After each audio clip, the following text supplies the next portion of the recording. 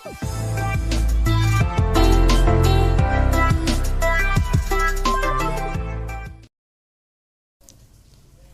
আজকে তাম্বল ডায়ারের circuit diagram তৈরি করব।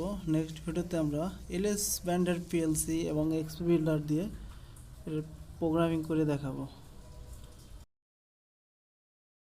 এটা হচ্ছে ফাংশন স্টার্ট বাটন, এর নিচেরটা হচ্ছে ফাংশন স্টপ বাটন।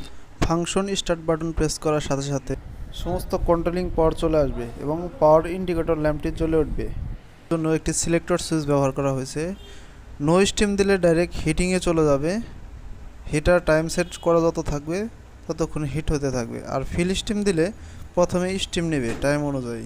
যেমন এখানে 30 মিনিট সেট করা আছে, 30 মিনিট স্টিম নিতে থাকবে অটোমেটিকলি।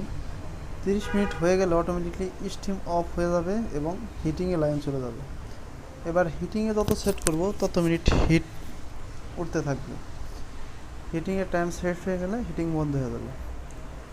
অ্যান্ড উপরে দেখতে পাচ্ছেন দুটি ইন্ডিকেটর।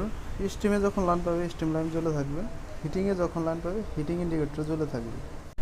অ্যান্ড উপরে একটি থার্মোস্ট্যাট দেওয়া আছে যেটা টেম্পারেচার কন্ট্রোল করে। টেম্পারেচার যদি অধিক হয়ে যায় সেক্ষেত্রে কী করে কুলিং অন হয়ে যায়।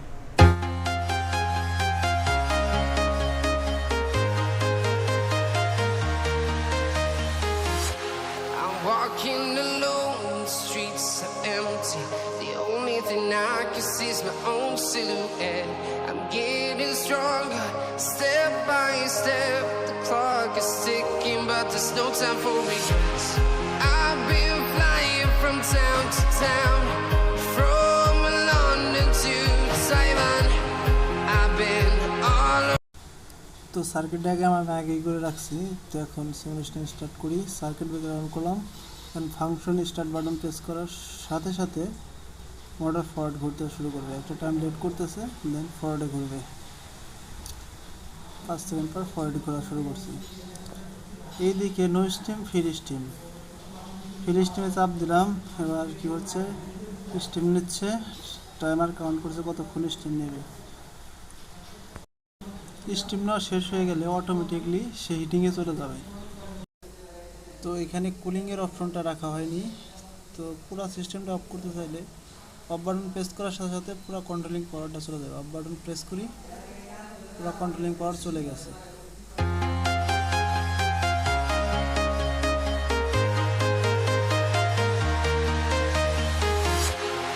walking alone, the streets are empty. The only thing I can see is my own silhouette. I'm getting stronger.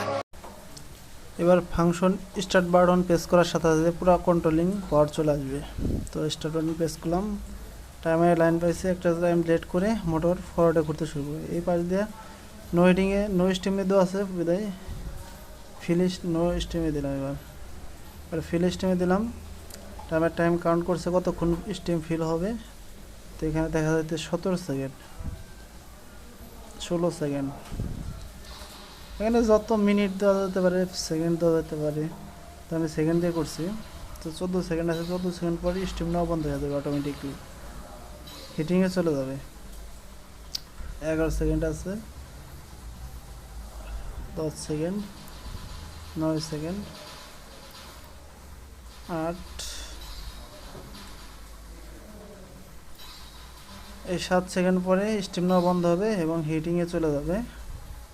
R 4 second আছে, 2, 1, 0। স্টিম নেওয়া শেষ। এবার অটোমেটিকলি হিটিংয়ে চলে আসছে। তো এবার মেশিনে হিট নেওয়া শুরু করবে। অপর দিকে মোটর রিভার্সে ঘোরা শুরু করছে, যতক্ষণ সময় দেওয়া আছে রিভার্সে ঘুরবে।